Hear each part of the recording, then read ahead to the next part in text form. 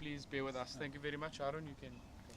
Good morning, and it's really a very, very happy moment for us. We've managed to confirm Pakistan to tour South Africa for 5 matches, 3 ODIs and 2 T20s, starting on the 20th of November.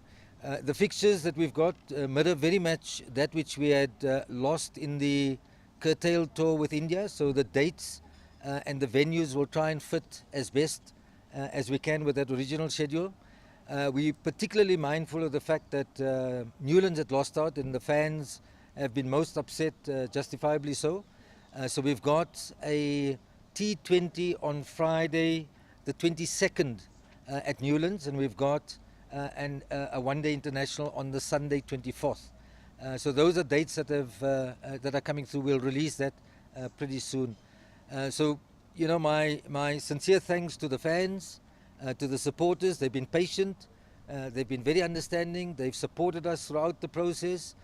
Our commercial partners have been just fantastic. We really appreciate their support and their patience. It's been a difficult period, but fortunately we've managed to come through that. We now await Pakistan. Obviously we've got a big match tomorrow in Dubai with Pakistan as well. So it's going to be a great series. Let's see what happens out in the UAE, and then there's an immediate return back in South Africa. Not to forget the Newlands Test match, which has also been lost to Cape Town. We're planning some exciting cricket events for at least 3 days around that Newlands New Year's period. We know there are fans from across the world that come to Cape Town to watch cricket and to watch Test match cricket. It won't be a test match, but there will be some fascinating cricket that we're working on. All of our Proteas will be involved. We're looking at getting others involved. It's work in progress, and hopefully as early as next week we can finalize some of that and announce it. But that's work in progress. Haroon, can you just confirm all the dates and fixtures for us, please? Wednesday 20th, there's a day night at the Wanderers in Johannesburg.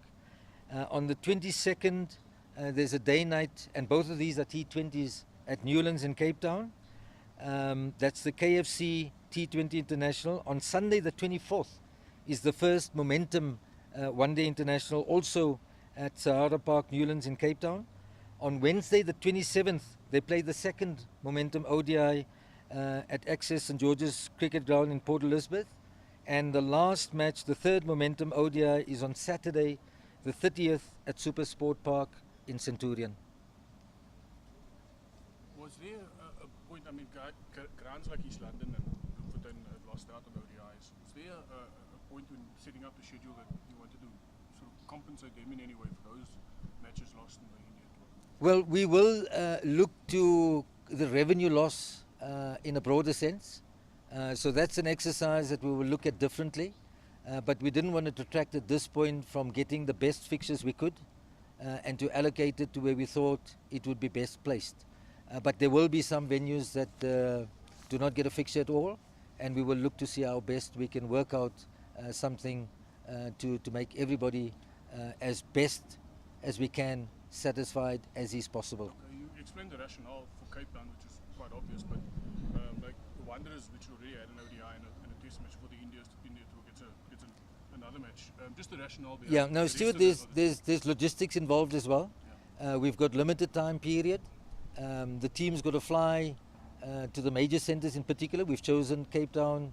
Obviously, Johannesburg is the centre where they arrive in, so the first one is there. You lose days and time if you have to fly elsewhere. So in the logistical limitations that we had, this is the best we could come up with. A lot has been made about the cattle tour and in terms of the revenue that are going to be lost. You feel that now you break even? I don't want to say break even. I don't want to make a prediction on the revenue. Let's see how the games go. But losing fixtures against India is always detrimental. Haroon, what's the response been from your stakeholders? Excellent. I'm really happy to be working with the class of people that we've got, from the ministry all the way through to our commercial partners and even the public at large. They've been extremely supportive. The fans have been tremendous. We've got letters of support that have come in, and we really appreciate their support. And this is just for those fans. How difficult has this process been at this period? It's difficult because you might recall that Pakistan Cricket Board faced their own challenges back in Pakistan. They had court intervention. They didn't have authority at some stages. We had to be patient. We could have announced it last week, but we couldn't because they had their own issues, as I mentioned. So it was not an easy process. What changed between last week and now that made it possible for you to announce this? Perhaps the fact that the court gave them what they call a status quo, in other words, the interim board that is in place had the authority to sign off.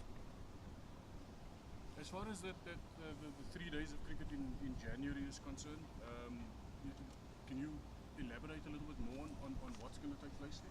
All I can say is there's some exciting stuff, and we want to really put it together and announce it in a real exciting way. And then the T20, domestic T20, which follows in January as well, do you want the national players involved in that, given that there's now no cricket taking place later? Yes, in fact, regardless of the fact that there happens to be no cricket taking place, I think it would be a very good exercise both for the players and the public and our commercial partners that we have as many national players as possible that can play in our domestic T20. I'd love to see some international players as well. So that's something we'd want to work on. In fact, not getting deep on your plans for around.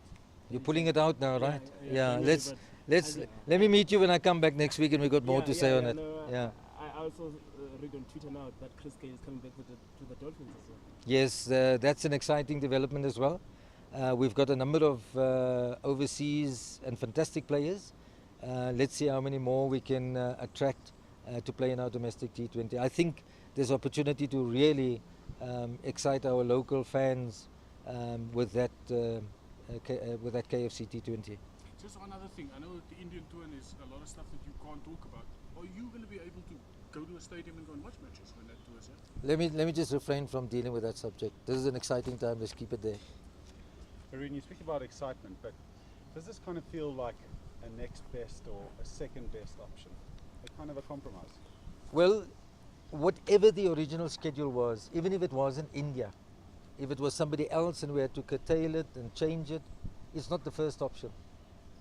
But this is better than we would have expected. So I'm really grateful to the Pakistan Cricket Board, to those players who are very, very keen. I saw them a week or two ago.